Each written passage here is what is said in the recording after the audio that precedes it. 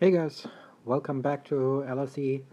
This is part 3, so if you already missed part 1 and 2 about the head gasket replacement, then go up to the menu, go back to part 1 and 2, go over it, watch it so that you know exactly what steps to do. So we're going a little faster here through this part. I sped it up 5 times because it's a lot of material. Not much is really happening other than I'm already doing the prep work. So right now I'm trying to remove the plugs, as you see, with a 10mm Allen wrench.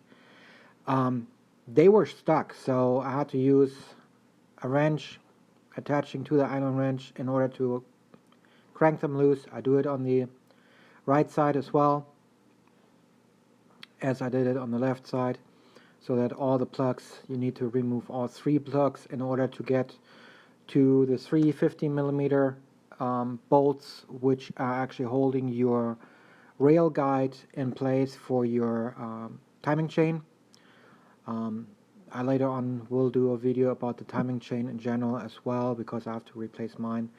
It should come in now on Monday, so I have to reopen my engine and just change it out, because I found out I have a little too much slack, causing actually the computer to throw an error code, which is, I think it's 344, which is a timing issue.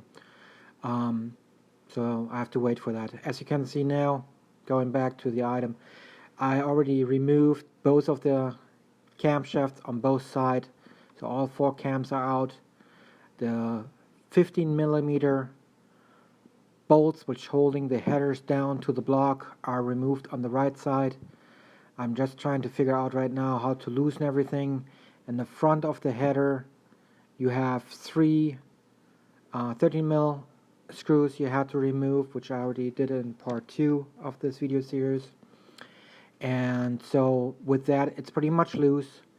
Now I have to remove, if not already removed, right there on the front where my hand is, on the bottom right, is a 13mm which has to remove, which is attached to your, I think it's your steering wheel, not sure, but I already removed it. Pump, right now it's resting on it. The yeah, so as you can see, this one is held by a clip in the rear, which is your coolant loop. So your coolant loop in that V6 is just running between the 2 headers to the back and doesn't attach to the engine at all. That's pretty much a bypass from the motor block, which is used for actually your heater coil to heat your inside cabin, and also to keep the loop closed till pretty much the engine valve opens up, which sits on the bottom right side if you're standing in front of the engine. So now we're coming to the 10mm bolts, which I had to remove. You'll see that here in a minute on the right side, where actually my exhaust header and my manifold sits on. One of them were extremely hard to get to. I'll show a little bit later on how to get to it and how to remove it. Pretty much they are all 10mm. There's 2 on each side of your exhaust header, exhaust manifold. There are, I think, 3 below, no, 3 above, 2 below. So in total you have 7 to be removed. Yeah, 7. So the 3 above are easy to access. The 2 below are hard. You can get in between the spacings of the exhaust manifold, but it's really a pain in the rear. Where on the front right, where I have my hand right now, there you can actually access with a long socket 10mm. On the rear of the 10mm, be careful, be sure that you have disconnected your battery. Your starter lead, the plus, is exposed. I later on, when I did a reassemble, I actually shortened it out and just got reminded, I better disconnect my battery. but I had to leave the battery on because the car is sitting in the driveway, and I had no access to lock the doors or unlock the doors without the battery being connected, so that was a problem. And also I have stuff in the trunk, so I couldn't easily access the hatch to unlatch it again, which was a pain in the rear. So I tried to keep the battery on as much as I could. At the end I had to disconnect it because, again, I shocked myself.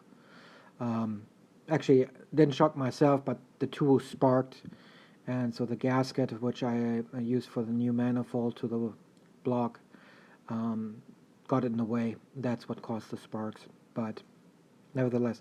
So right now you see me with the 10mm ratchet fiddling around there to get the last couple bolts out, and I didn't realize till later that the last 2 bolts on the bottom back, so towards the engine, towards the cabin, they are not held by a real hole.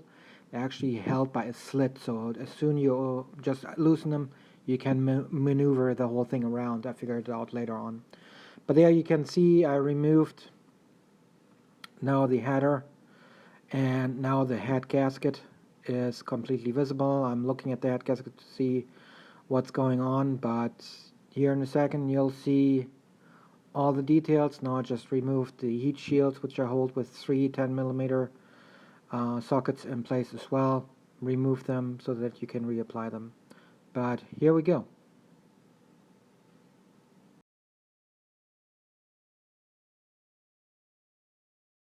Alright guys, this is the right header, and let's see that I get you guys positioned right. So I'm not sure if you guys can see it already. Most of it looks good, still sealed here. Here it's starting to break through, but there's nothing going on. Here's fluid going through. This one looks to be okay. This one looks to be okay. This one looks to be okay, and this one looks bad. That's where actually the cylinder went through into the radiator fluid. So everything else, to be honest, doesn't look too bad, except it's dirty. But one of the things I learned, so you don't have to crawl underneath the car, but let me take you guys around. Sorry for the shaky camera. Your exhaust manifold, the rear screw is not in a hole, it's a slit. The first, the last, and all the other ones are in holes, except for this one. Get a finger between so you guys can see. This one is open spaced, so you can lift everything out. There you can see it. Let me get a little bit better. There you can see it. So that one is open slit, so you just have to unscrew and lift everything out. So far, a little bit over a day in now. I still have work to do. That's how far we are right now.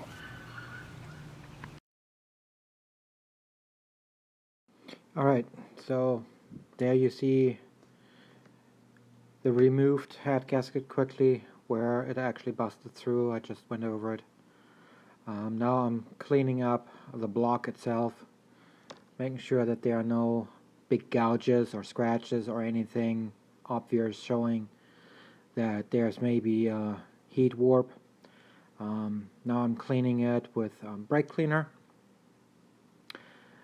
and I used also some sandpaper, but the sandpaper I'm using is 1200 grit, and so I'm just very lightly going over just to get the dirt off in the areas where the dirt built up.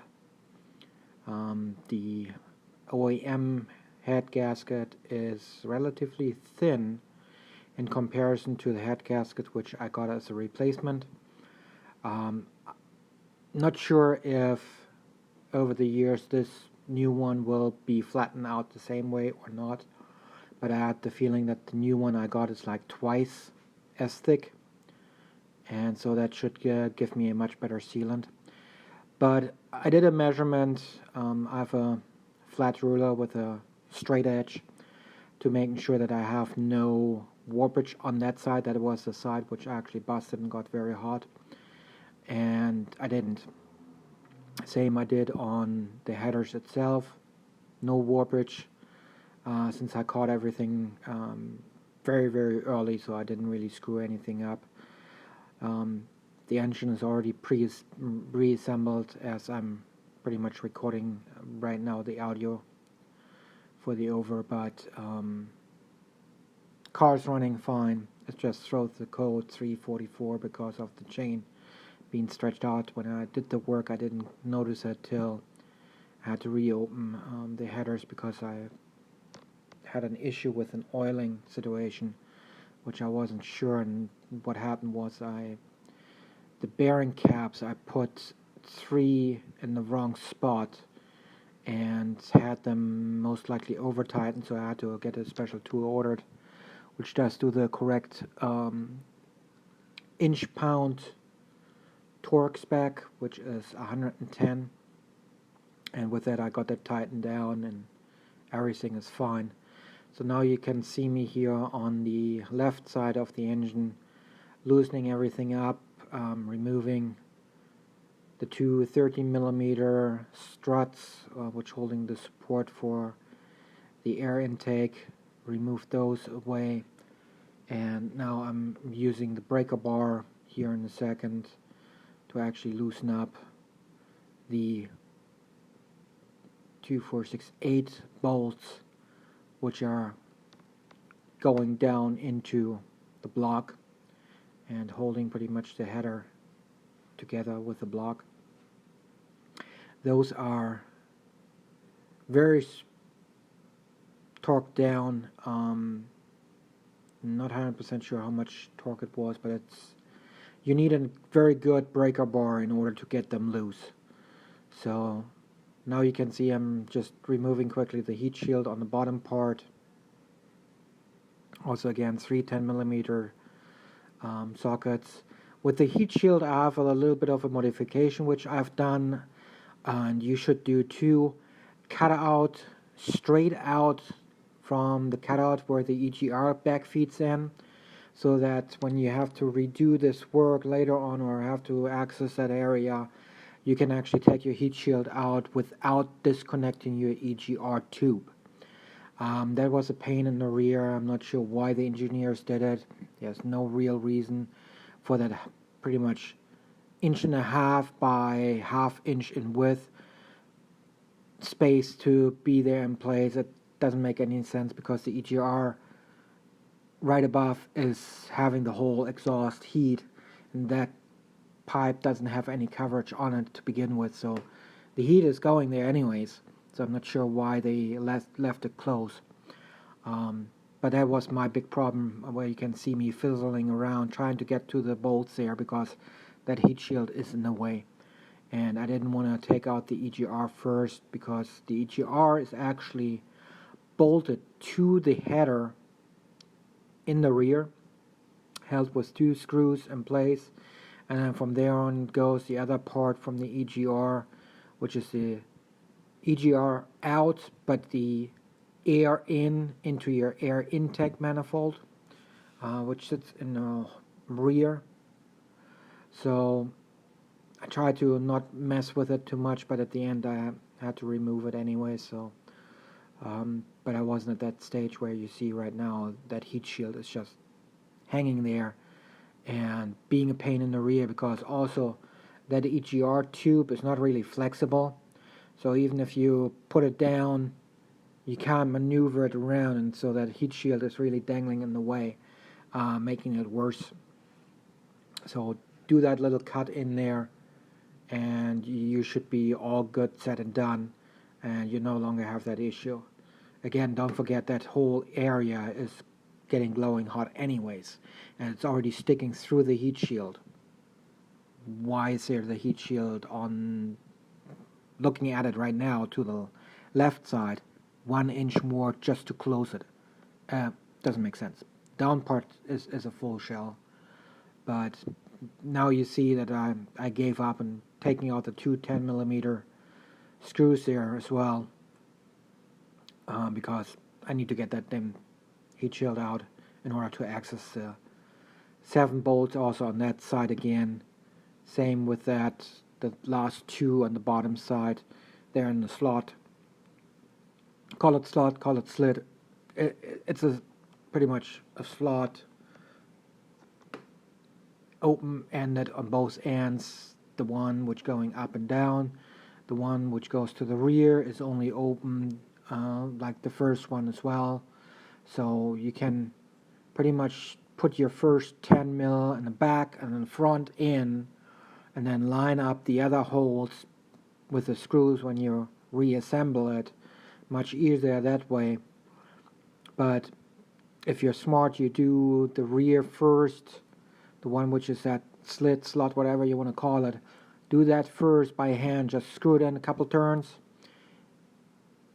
with the manifold already, with the head gasket, with the exhaust manifold gasket in place, and line it up, put in the other holes, bolts in the front and back, line them up with the holes, line up with the gasket, and then hand tighten everything down.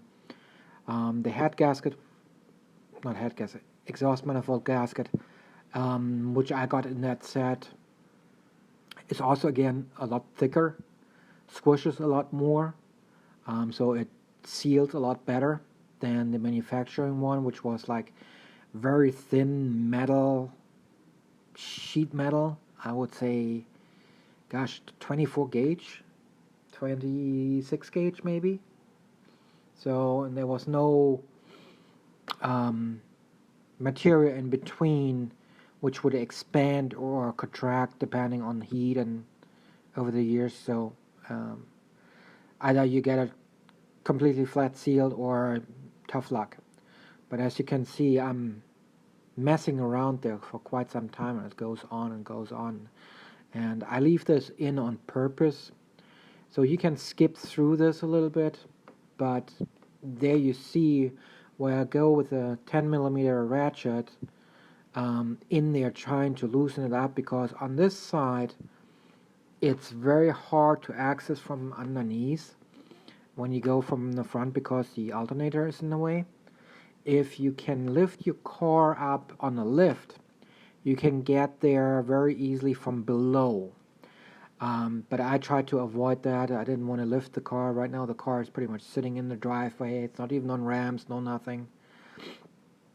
And I just try to do the work from above, seeing if I can do everything, because some people will do this job out of my car club, also themselves. And now you see actually the breaker bar come to place, and you see I put some force to it. It doesn't come easily loose, but break them loose and then you can go over and use your impact. I highly recommend do not use impacts to crank something loose, because you might snap the bolts. These bolts are, I think, 6 or 8 inches long, so if you have too much torque on your impact, you break that bolt and you have the rest of the thread still stuck in the block, and that's really a pain in the rear to remove. So I see a lot of mechanics, especially new mechanics, young ones, and I'm in my 40s, so I'm not young anymore, but they just go to town and they don't care, but they paying the price. When the bolt snaps, they spend hours removing it, and that's hours from their pay. It's not something you can charge to a customer, at least not in my eyes, because you pretty much screw something up. Now again, you see me quickly removing the 3 13 mil in the front. Once all that is off, excuse me, you can remove the whole header, no problem.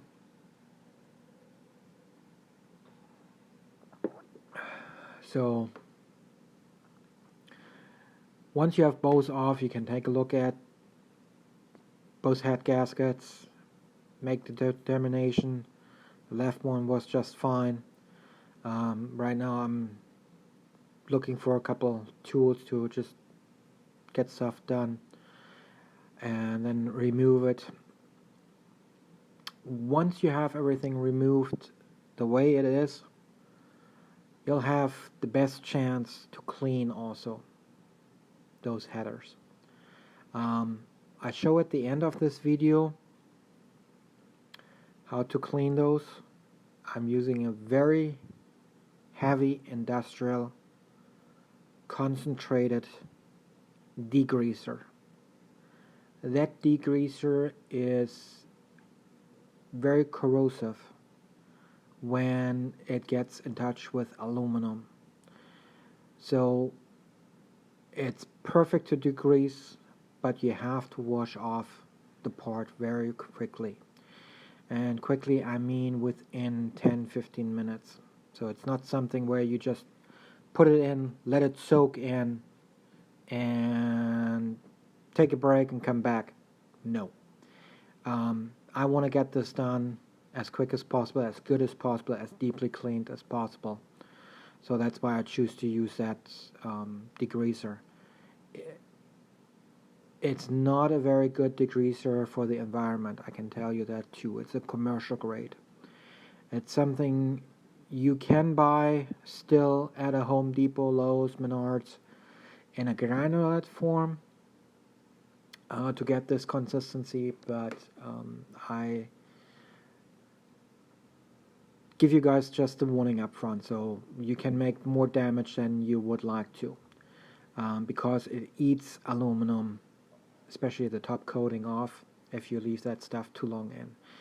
And I had a part in which was by accident left in for over half an hour, and then we had rain, and an hour and a half later I recovered it, and yeah, so it ate the top surface. Luckily it was not a big thing with the engine, it was another part for this, but be careful. While you already have this engine apart, and while you already have that much apart, that's why I'm bringing this up. These rockers, lifters, the hydraulic lifters also, which are stuck in the block. I'm not showing it here right now, but I'm telling you guys about it already. I showed a couple of photos on Instagram already about it. Clean those, because they are your lifeline to keep your stuff running smooth. The hydraulic ones are, again, hydraulic. So they have a hole on top. Use a metal rod, push into it. If you can push into it and it releases the oil to the top, you can actually squish it down. And those are the parts which are sitting actually under your rockers / lifters, and they actually retract. Then you're good. I still would put them into the degreaser to get them cleaned up, because you have carbon and oil built up around the seals where oil is not flowing correctly. The other big thing, these lifters itself, not the hydraulic ones which are oil pressured, the ones which are actually having that little bearing in the centerpiece, and it sits on your cylinder rods, on the exhaust rods. They also have a very tiny opening where the oil is actually squirted through from the hydraulic lifter towards your ball, pretty much your bearing, to lubricate this bearing. I will show later on, not in this video, but in a later on video, how to clean those quickly. These rockers, I tossed them in that commercial degreaser, left it in for half an hour, and it they came out like brand spanking new. But make sure that these little tiny holes in there are open, that you actually can look through and see daylight through that little hole in an angle. It's very small, so even if you use a little needle, most likely that needle is too thick. It's a very tiny hole, so I had a hard time finding something which is thin enough. I actually used from one of my wire wheels, one of these metal needles, brushes, broke it off and poked it through and making sure it's working right. But that's how you have to clean it. That's a very important step which I don't show here right now, but I wanted to talk about it. I might show some photos or some details after this series on how to cleaning. But now I'm looking at that head gasket there, and that one is fine. So my head gasket only blew on one little side, and that's it.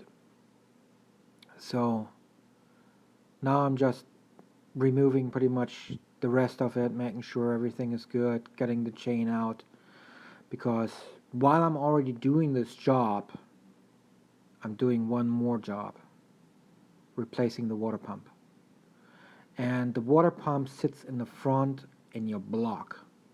So you have the block plate to remove, get a new gasket, get a good gasket, not a cheap one, get the good one, and make sure on your water pump that you measure the thickness where your main bolts go.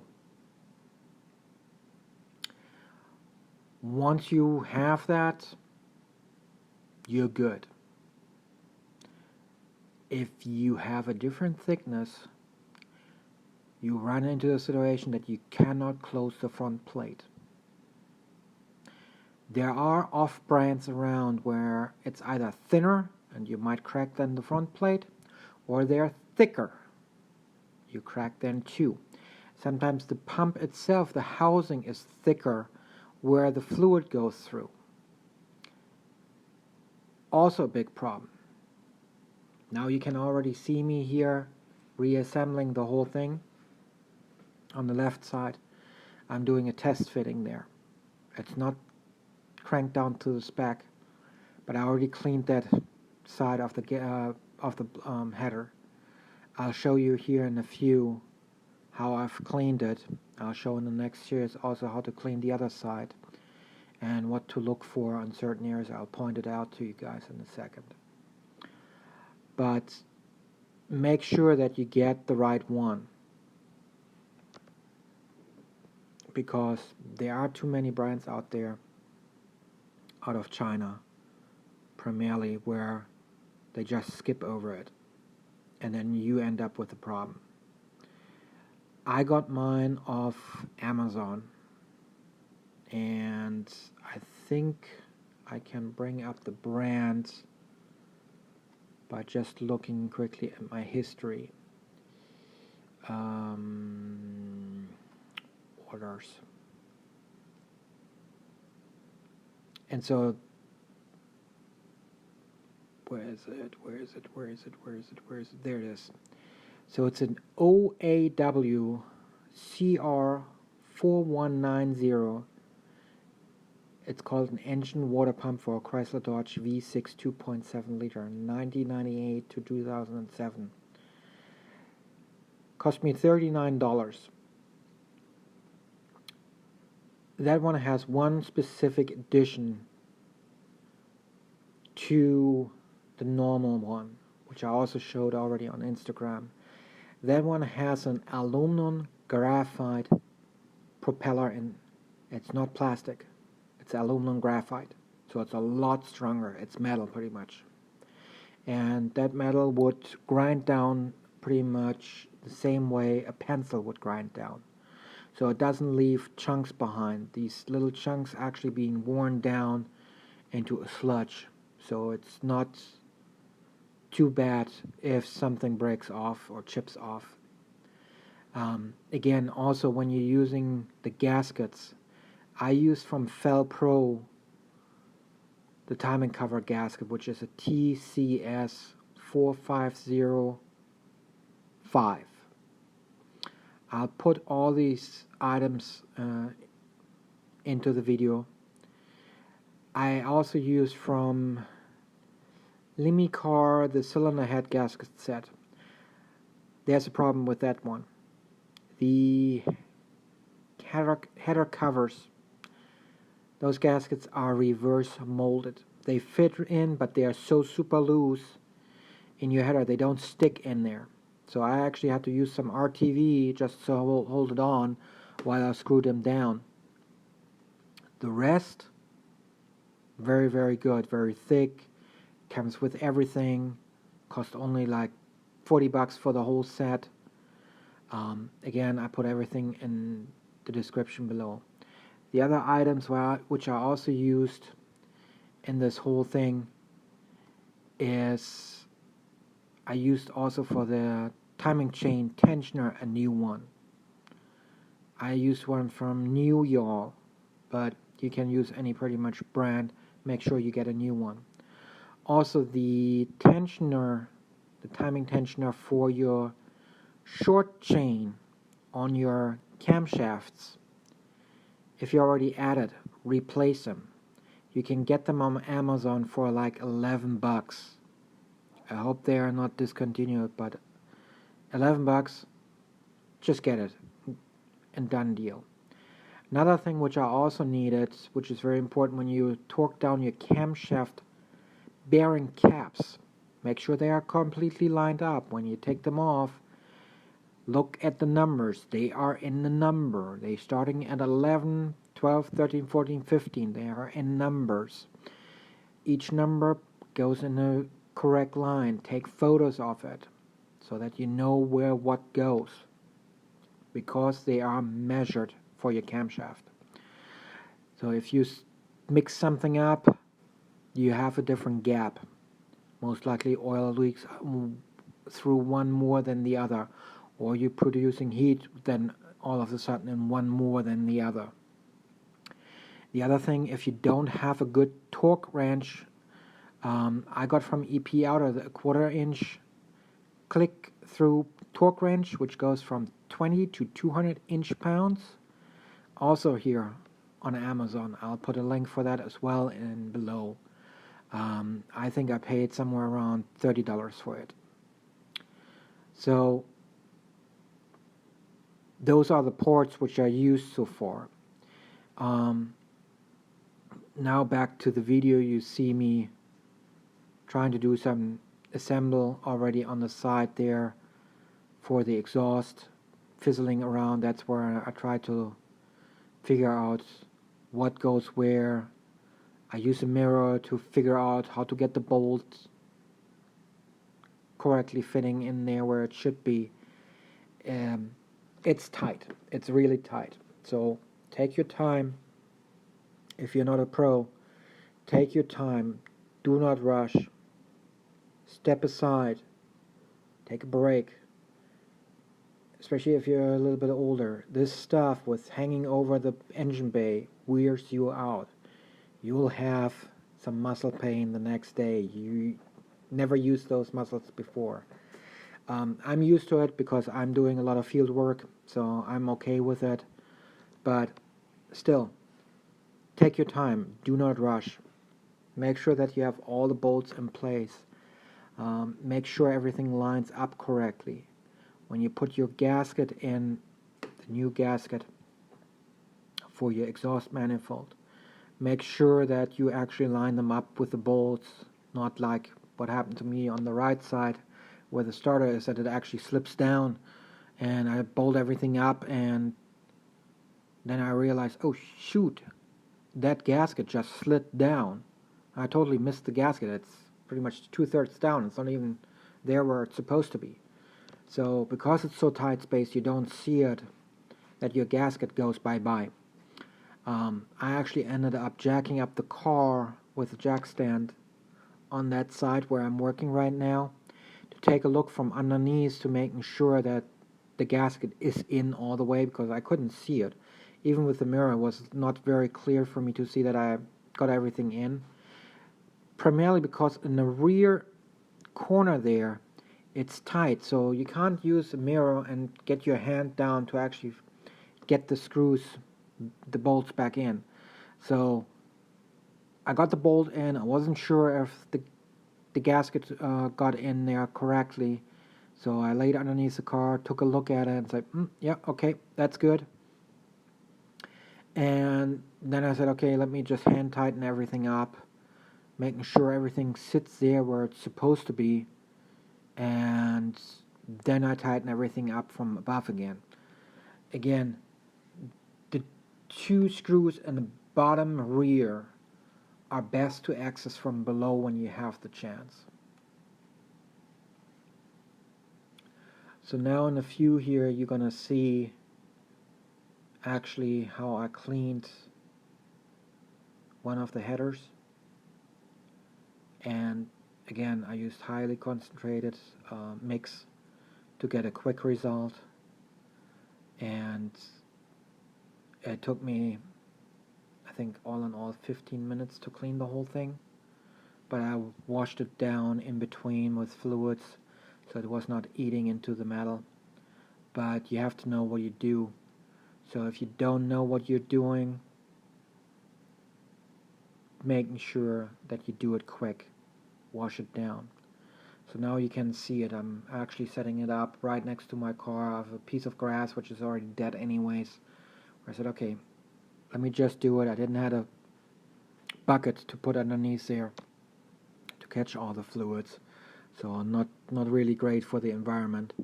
But I didn't use much. As you can see, that little cup there which I'm using, that's all the fluid I needed for the cleaner. As you can see, that cleaner goes on with a brush, and on the important parts is where I cleaned. I didn't clean everything, as you can see. The main reason is I only cleaned there where it's exposed, where it connects to something. So the 3 intakes, that's your air intake manifold which sits there on top. That little opening you see on the bottom there is actually where your coolant runs through. Make sure that those are clean. The flat surface where your header cover sits on, make sure that that one is perfectly clean, especially on the bottom side where I'm right now. Make that spotless, because that's where your oil most of the time runs out from underneath your head cover and runs then onto your exhaust and then burns on your exhaust. That's the stinky smell you smell in between. But as you can see, I'm doing quick work here, just using that little bucket and with the cleaner and just going over it. I'm flipping even the whole thing here in a second over, and there you see all the carbon built up and the oil burned onto it, but you see how quickly I'm getting it off. So now I'm letting some fluid sit there where the carbon built up is, and I have the spark plugs left in. The spark plugs do not get harmed.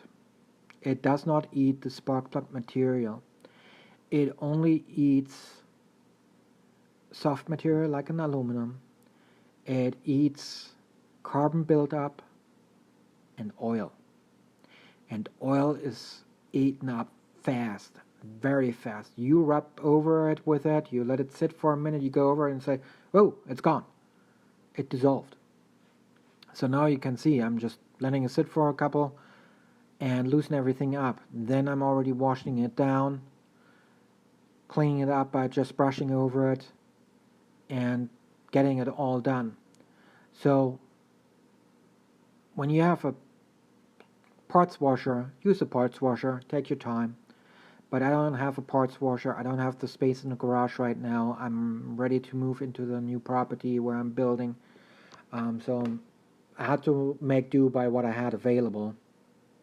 And that's why it is the way it is. It's pretty much backyard redneck type of cleaning. But also when I cleaned the whole thing, and there you see that's clean water already.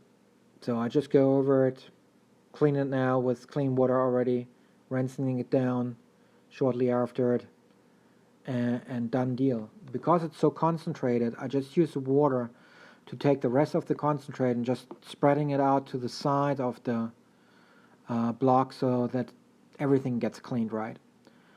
because you can't access certain areas when the whole thing is in. But now you see I'm just washing it down, and the sun is pretty beating on that and drying it up fast, so it doesn't take much time to dry everything out.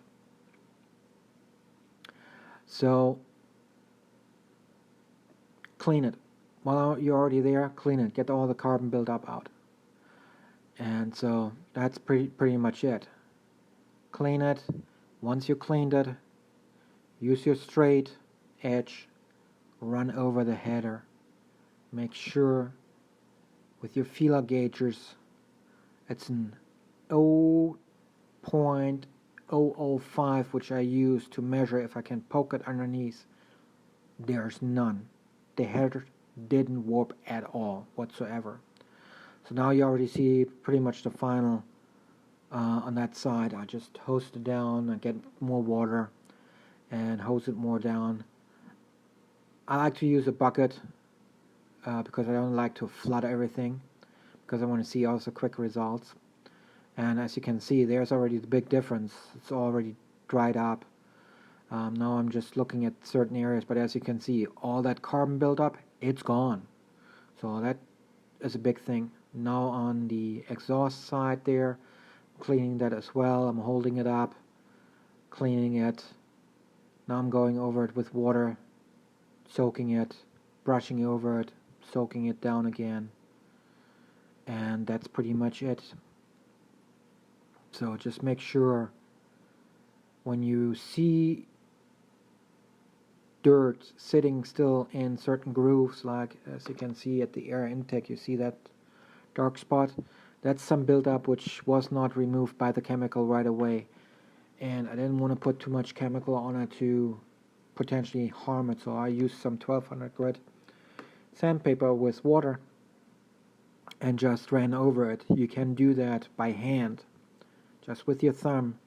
Just get onto that little edge. You feel with your fingers a lot better than using a block or using a tool, because you need that smooth, very smooth surface. So use water in between. Water reduces the friction because it gives a floating surface in between, so you don't leave deep gouges in your aluminum. Aluminum is very, very soft.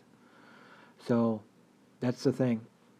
But again, wash it down right, clean it out, because at the end, that's where your oil runs through. Get the oil off where needed. In certain areas where it's just sitting on the surface, it doesn't make a difference as long as it's not sludge. If it's just that shiny oil, very thin layer, you see already the aluminum through it, don't worry about it. Exactly my approach here on this one. Just make sure that all the surfaces where something is connecting to it is clean as possible, pretty much metal clean, so that your gasket bounds correctly. The gasket for your radiator bounds correctly. The gasket for your air intake connects correctly. Your gasket for your exhaust manifold to sit flush against. Same there. Again, I'm just getting more water, just brushing it down to get the chemical off the material so it doesn't etch anywhere in. So I do that a couple more times, and there it is. Thanks for watching, guys. I have a little bit music running here at the end, and there you see me now sanding a little bit down just to get off any dirt which was sitting up on top. Again, thanks for watching. Please like and subscribe. There's more to come.